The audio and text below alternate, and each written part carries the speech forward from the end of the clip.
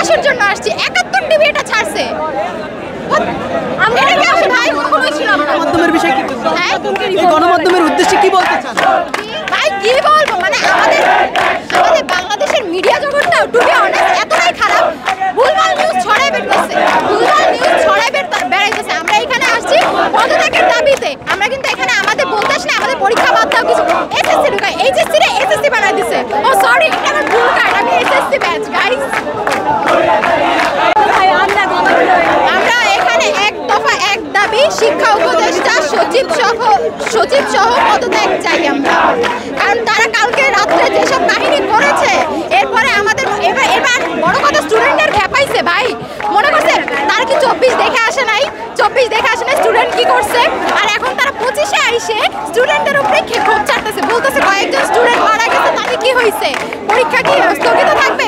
ভাই আমরা তো পরীক্ষা বাদ দিতে বলি নাই, স্থগিত রাখতে বলছি।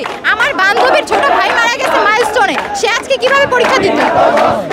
আমার কথা এটা, পয়েন্ট এটা, সে কিভাবে আজকে পরীক্ষা দিত?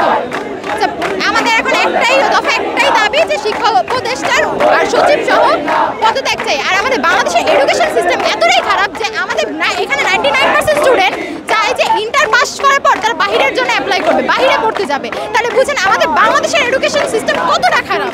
আচ্ছা, আমরা দেখছি যে প্রথমে একটি বিক্ষোভ আসছে, পরে বেশ কয়েকটি খণ্ড বিক্ষোভ কিন্তু এখানে এসে জড়ো হয়েছে।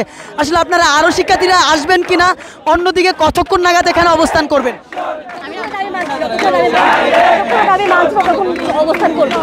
আমরা যতক্ষণ আমাদের দাবি মানতেছে না তারা, আমরা ততক্ষণ অবস্থান করবো। এখন তারা ভাবতেছে এরকম কথা ছড়াইছে যে তারা ভাবতেছে যে সন্ধ্যা হলে স্টুডেন্ট চলে যাবে।